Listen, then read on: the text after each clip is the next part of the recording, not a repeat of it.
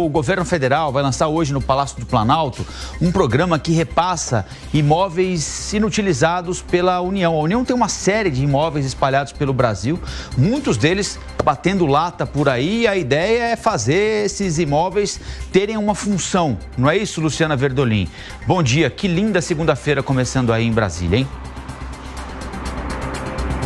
Bom dia, Colombo, bom dia a todos, céu azul aqui em Brasília. E o objetivo aqui do governo federal é garantir que esses imóveis que já foram mapeados durante todo o ano passado, eles possam ser melhor utilizados pela administração federal. Seja para vender e garantir recurso para alguma ação que vise a melhoria de vida de alguns setores da sociedade brasileira, seja garantir que essas pessoas tenham uma alternativa de moradia. A ministra da Gestão, Esther Dweck, é quem foi responsável pelo mapeamento que foi feito no ano passado e é quem vai anunciar todas essas medidas daqui a pouco aqui no Palácio do Planalto. O programa tem o objetivo de destinar imóveis para interesse social que estejam em situação indefinida em áreas urbanas, prédios vazios e ocupados, conjuntos habitacionais com famílias não tituladas, núcleos urbanos informais com ou sem infraestrutura, as chamadas favelas. Tem prédio que pode ser vendido, tem prédio que pode ser utilizado. Só o INSS, para você ter uma ideia, tem mais de 3.000 imóveis em todo o país e esses imóveis podem ser utilizados nesse novo programa aqui da administração federal. Valeu, Luciana. Luciana Verdolim conversando com a gente ao vivo, direto de Brasília, às 7h07.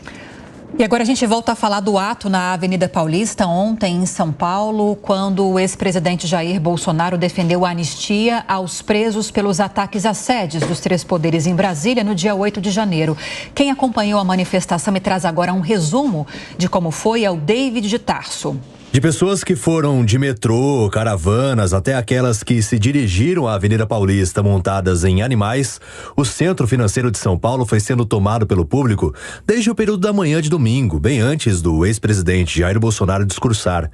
Gente vinda de diferentes cantos do Brasil, como a aposentada Carla Guedes e engenheiro eletricista Douglas Wilfer, que vieram de outros estados para a manifestação na capital paulista. Do Rio de Janeiro, saímos às 6 horas da manhã, a viagem foi maravilhosa, não teve parada e chegamos aqui a tempo de participar dessa festa linda, que era o nosso sonho aqui. Nosso sonho era um dia participar de uma manifestação na Paulista. Eu não venho a São Paulo há não sei quantos anos, mas a chamada do Bolsonaro nos fez vir a São Paulo. Curitiba. E resolveu participar da manifestação com qual propósito? Mostrar para o Brasil a força do pessoal, né, que está revoltado com tudo isso. Né, trazer para cá, viemos de 4 horas de viagem exclusivamente para participar desse evento. Quem foi? Acatou ao pedido do ex-presidente Jair Bolsonaro para que as pessoas não levassem cartazes, bandeiras ou faixas com dizeres contra as instituições.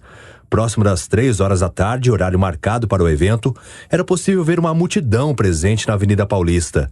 Além das cores verde e amarelo e das bandeiras do Brasil, muitos manifestantes também foram vistos com a bandeira de Israel, como foi o caso do vigilante Cícero Marcos. Tudo que acontece no Brasil, que o judiciário tá fazendo com a gente aí, a gente está manifestando contra tudo isso daí, né? A maior concentração de gente foi próxima ao caminhão, onde foram feitos os discursos. Só que mesmo distante de lá, as imagens de cima da Avenida Paulista mostravam as pessoas ocupando a via ao longo de vários quarteirões. Apesar das imagens, a Secretaria de Segurança Pública do Estado de São Paulo afirmou que não vai divulgar a quantidade de pessoas que participaram da manifestação, conforme os balanços que normalmente são feitos pela Polícia Militar.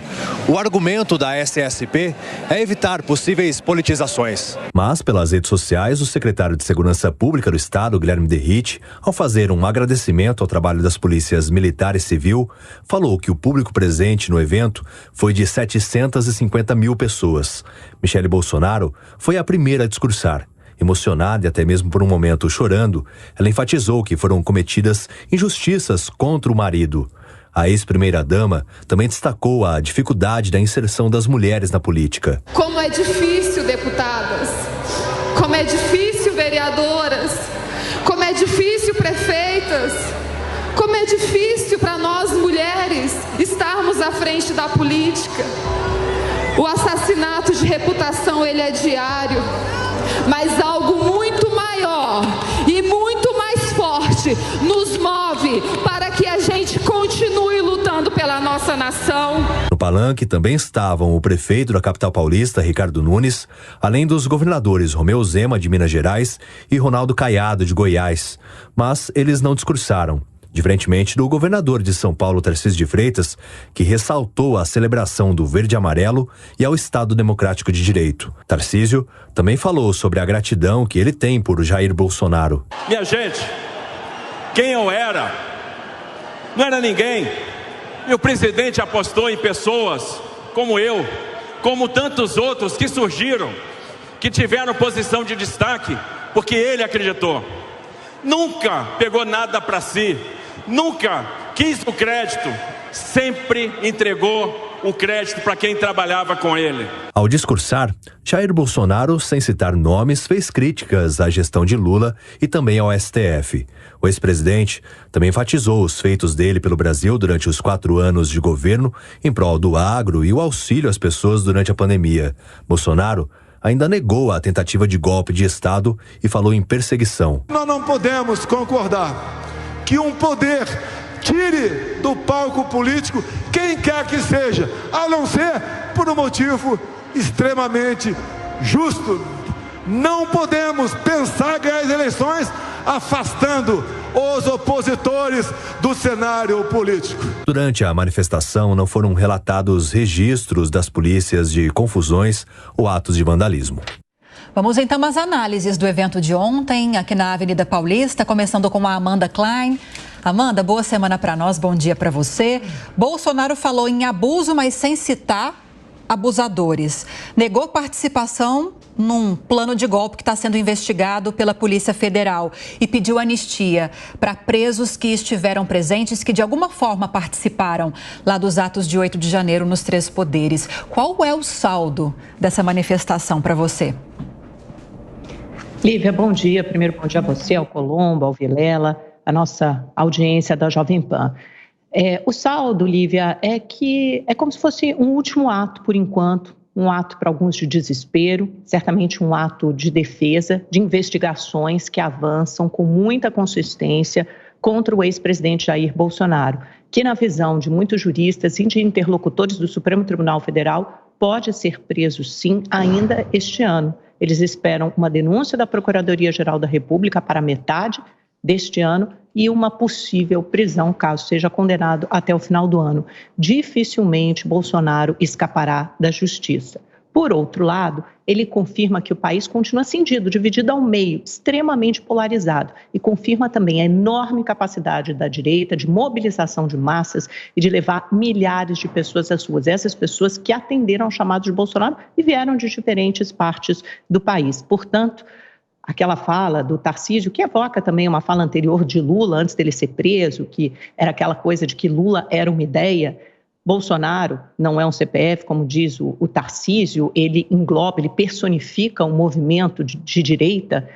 Ele está certo. O bolsonarismo é maior do que o Bolsonaro. Para o Bolsonaro é uma tentativa de defesa pessoal aquele ato. Mas para aquelas pessoas, a opinião pública, mesmo que Bolsonaro seja inelegível em 2026, ou mesmo que ele vá para a cadeia, seja condenado, investigado, pouco importa. As pessoas estão lá, apesar disso tudo, e acreditam nele, acreditam na narrativa e no discurso colocado para ele, o que representa para a esquerda um tremendo desafio e um tremendo obstáculo. O país não se moveu, parece que o país não se moveu desde a eleição de 2022. A gente tem, claro, a maioria que votou e elegeu legitimamente o presidente Luiz Inácio Lula da Silva, mas tem uma grande parte da população que ainda acredita e adota e persegue as ideias colocadas aí pela direita bolsonarista. O bolsonarismo foi um movimento que conseguiu amalgamar essa direita que parecia tão desunida antes disso, né? E começou a se unir a partir das mobilizações, das manifestações de 2013. Então, vai encerrando essa década de grandes manifestações populares. Agora, eu falei com muita gente ontem, tanto de esquerda quanto da direita. Os da direita comemoravam a presença maciça de pessoas e disseram que, inclusive, aquilo era uma forma de reunificar a direita que andava muito desunida politicamente. Já a esquerda, pessoas muito próximas ao presidente Lula, chamaram a atenção para o cuidado de não fazer com que isso significasse uma reversão da narrativa, que segundo ele já é aceita pela sociedade, das provas contundentes de que houve sim uma tentativa de golpe em 8 de janeiro, que isso teria sido encabeçado pelo ex-presidente Jair Bolsonaro. Então você tem dois discursos conflitantes aí sobre a ideia de anistia. Eu acho que Bolsonaro lança essa isca, que pode ser mordida até por vários parlamentares, inclusive ele pode ser um dos condenados, então já é uma vacina, um antídoto para o futuro, quem sabe ele e seus líderes políticos mais próximos podem ser anistiados. Mas quando ele fala principalmente daquela minuta do golpe, dizendo que aquilo é constitucional, vendendo a ideia de que o estado de sítio é constitucional, dois problemas aí. Primeiro, a Polícia Federal viu nisso uma confissão de que ele sabia sim da existência da minuta de golpe e de que tentou levar aquilo a cabo.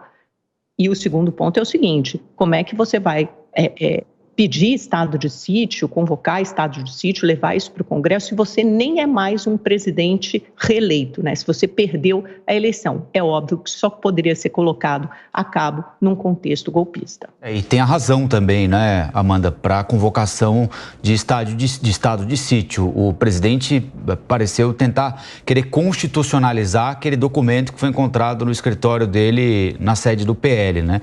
De fato, o estado de sítio está previsto na Constituição. Agora, existem uma série de condições para disparar, para o presidente da República querer disparar ou poder disparar um estado de sítio, né? A gente está tentando restabelecer contato com o Cristiano Vilela, já ele chega aqui para completar Já está aí? Deixa eu só fazer uma perguntinha para Amanda rápida, então, e depois a gente já insere o Cristiano. Amanda, depois do domingo vem a segunda, né? Ontem foi fatalmente uma demonstração de força importante, ninguém imaginava diferente, né? Há uma guerra agora pelos números, quantos quarteirões ocupados ou não, mas o fato é que ninguém nunca imaginou que o presidente Bolsonaro não tivesse força para reunir muita gente onde quer que fosse, e foi na Avenida Paulista, né? Agora, chegada à segunda-feira, o evento de ontem muda alguma coisa a situação do presidente Jair Bolsonaro?